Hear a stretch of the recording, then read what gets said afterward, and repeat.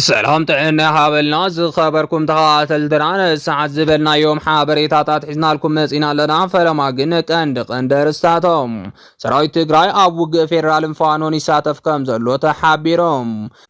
ድርድር ወደብ ኢትዮጵያን ኤርትራን በዝምልከት ትኩስ ሓበሬታ ተለቂቆም ኤርትራ ክልል አየር ጥሒሰን ኣቴን ዝበለተን ድሮናት ኢትዮጵያ ወቂዓ ከም ዘውደቐትን ስጉምቲ እውን ይቕፅል ከም ዘሎ ተሓቢሮም ውሳነ ጀነራል ወዲ ወረደ ስዒቡ ህዝቢ ዓጋመ እውን ከም ዝዓመፀ ተገሊጾም ዝብሉን ካልኦትን ኣለውና ሕዚ ድማ ናብ ዝርዝሮም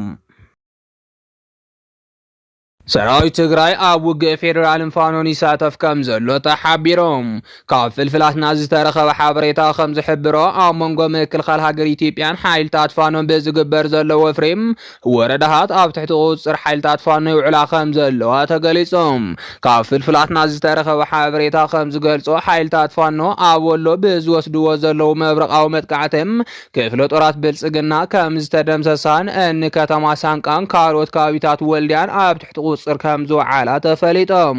ኣብቲ ዝካየድ ዘሎ ሙሉእ ክልል ኣምሓራ ካብ ኣገዛዝ ብልጽግና ኦሮሞ ነፃ ናይ ምውፃእ ወፍሬም ብልጽግና ሰራዊቱ ጥራሕ እንተይኮነስ ላዕለዎት ወተሃደራዊ መኮንናቱ እውን ኣብ ትሕቲ ቁፅር ከም ዝውዓሉ ዝረኸብናዮ ሓበሬታ የረድም ሰራዊት ብልጽግና ኦሮሞ ኣብ ወሎ ዝነበራ ክፍለ ጦራቱ ምድምሳስን ስዒቦም ድርዓት መኻይንን ብኣሽሓት ዝቁፀር ኣፅዋራትን ኣብ ትሕቲ ቁፅር ፋኖ ከም ዝውዓለ ተገሊጾም በቲ ዝበፅሐ ዘሎ ከቢድ ክሳራ ዝተናደደ ስርዓት 4 ኪሎም ኣብ ዝፈጸመ ናይ ድሮን መጥቃዕቲ ኣብ ውሽጢ ሓደ ጥዕና ጣብያ ዝነበሩ ተሓከምትን ሓገዝቶምን ህይወቶም ክሓልፉ ከም ዝገበረን እቲ ጥዕና ጣብያ ከም ዘዕለወን ተሓቢሮም ስለዚ ድማ ሰራዊት ብልጽግና ካብ ብዙሓት ከባቢታት ወሎ ተደምሲሱ እናሃደመ ከም ዝርከብን ከተማ ወልድያን ምቁፅፃር እውን ኣብ ሙሉእ ከባባ ከም ዘእተዋን እናተገለጸ ይርከብ በቲ ዝበፅሐ ዘሎ ልዑል ሽንፈት ኣብ ከቢድ ጭንቀት ዘሎ ስርዓት 4 ኪሎም ሰራዊት ትግራይ ኣብ ጎኒ ሓይልታት ፋኖ ተሰሊፉ ይወግአንሎ ጀነራላት ትግራይ እውን ሓይልታት ፋኖ ናይ ኣመራርሓ ድጋፍ ይገብሩሎም ኣለው ኢሉ ይኸስስ ከም ዘሎ እናተፀብፀበ ይርከብ ይኹን እምበር ስርዓት 4 ኪሎ ሽንፈት ምቕባል ስለ ዝኸወደ እምበር ሰራዊት ትግራይ ኣብቲ ዝካየድ ዘሎ ኩናት ክልል ኣምሓራ ከም ዘይሳተፍ ዘሎ ካብ ወተሃደራዊ ፍልፍላት ዝተረኸበ ሓበሬታ የረድም ካብቶም ወተሃደራዊ ፍልፍላት ዝተረኸበ ሓበሬታ ከም ዘመላኽቶም እቲ ዓፋር ዝርከብ ናይ ሰላም ሓይሊ ትግራይ እናተባህለ ዝፅዋዕ ዓማፅ ሓይሊ ኣብ ወሎ ኣብ ዝካየድ ዘሎ ኩናት ይሳተፍ ከም ዘሎ ተፈሊጦም ኣብዪ ኣሕመድ ነቲ ኣብ ዓፋር ዝርከብ ሓይሊ ኣብ ጎኒ ምክልኻል ሃገር ኢትዮጵያ ንኽስለፍ ዝሃቦ ቀጢን ትእዛዝ መሰረት ኣብ ዘይምልከቶ ውግኣት እዩ መስዋዕቲ ይኸፍል ከም ዘሎ ተገሊጾም እዚ ኣብ ዓፋር ዝርከብ ሓይሊ ተልእኮ ብልጽግና ኦሮሞን ምፍጻም ዝተመሰረተ ሓይሊ እንትኸውን ሕጂ ግን ኣካል ምክልኻል ሃገር ኢትዮጵያ ኮይኑ ኣብ ጦርነት ይሳተፍ ከም ዘሎ ካብ ወተሃደራዊ ፍልፍላት ዝተረኸበ ሓበሬታ የረድም ስለዚ ድማ እዚ ኣብ ሓራ መሬት ዓፋር ኣሎ ዝበሃል ሓይሊ ብብልጽግና ኦሮሞ ዝተመስረተን ኣንጻር ረብሓታት ህዝቢ ትግራይ ዝቃለስን ምዃኑ ካብቲ ሕጂ ዝገብሮ ዘሎ ተግባር ምርዳእ ይከኣል ክብሉ ምሁራት እናገለጹ ይርከቦም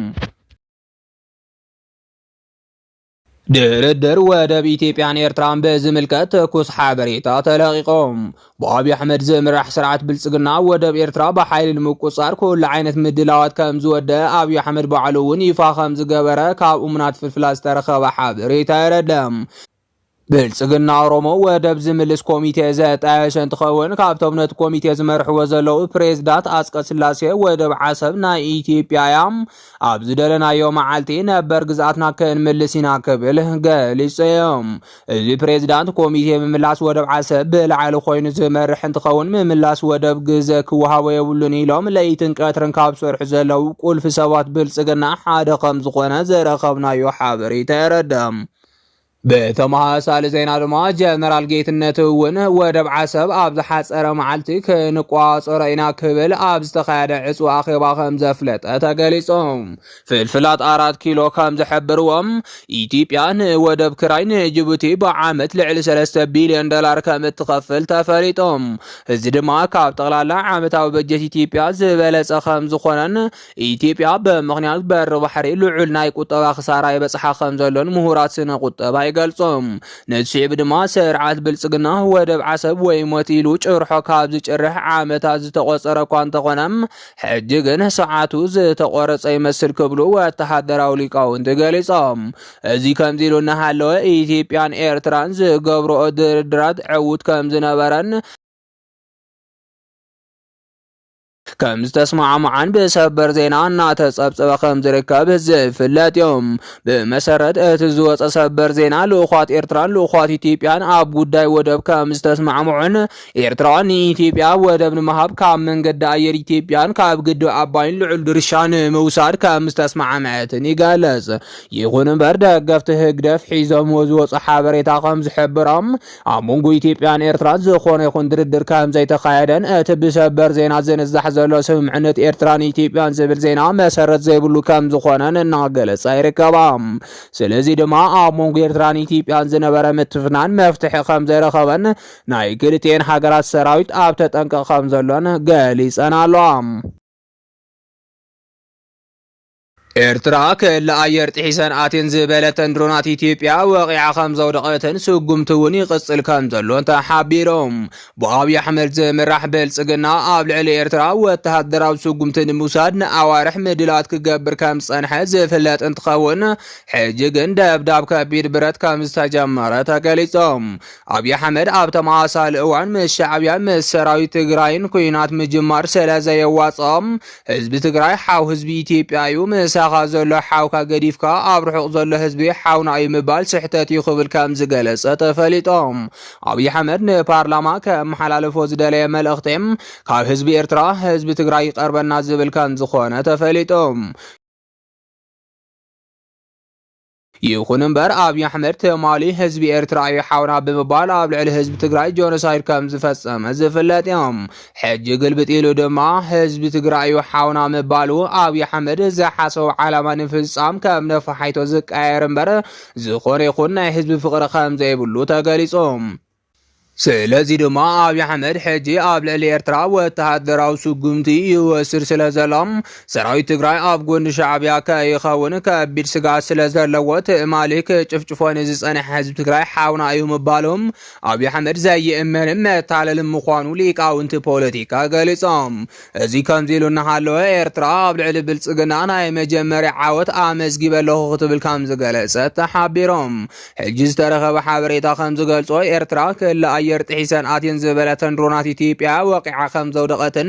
ስጉምትውን ይቕጽል ከም ዘሎን ተሓቢሮም ካብ ፍልፍላትና ዝተረኸበ ሓበሬታ ከም ዝሕብሮ ድሮናት ኢትዮጵያ ናብ ኤርትራ ብምእታው ናይ ስለላ ስራሕቲ ይሰርሓ ከም ዘለዋ ክጽብጸብ ከም ዝጸንሐ ዝፍለጥ እንትኸውን ሕጂ ግን ኤርትራ ብዝኣተወቶ ዘመናዊ ጸረ ድሮን ቴክኖሎጂ ተጠቒማ ድሮናት ኢትዮጵያ ክሕምሸሽ ምግባራም ትልሚ ኣብይ ኣሕመድ ኣብ ከቢድ ሓደጋ ከም ዘሎ ወተሃደራዊ ሊቃውንቲ ገሊጾም ካብ ግንባር ቡሬ ዝተረኸበተ ወሳኺ ሓበሬታ ከም ዝገልጾ እቲ ብኸቢድ ብረት ዝነበረ ውግእ ተጠናኺሩ ከም ዝቐጸለ ንምፍላጥ ተኻኢሎም ብመሰረት እቲ ዝተረኸበ ሓበሬታ ሰራዊት ብልጽግና ወደብ ዓሰብ ንምቁጻር ብኸቢድ ሞራል ዝጀመሮ መጥቃዕቲም ሰራዊት ሻዕብያ ብዝኸፈቶ ጸረ መጥቃዕቲ ፈተና ከም ዘጋጠሞ ተገሊጾም እቲ ዝተረኸበ ሓበሬታ ወቲኹ ከም ዝገልጾም ኣብ ቀረባ እዋን ናብ ኤርትራ ብምኻድ ኣንጻር ብልጽግና ዕጥቃዊ ቃልሲ ዝጀመረ ሓይሊ ዓፋር ንሻዕብያ ልዑል ድጋፍ ይህብ ከም ዘሎ ተፈሊጦም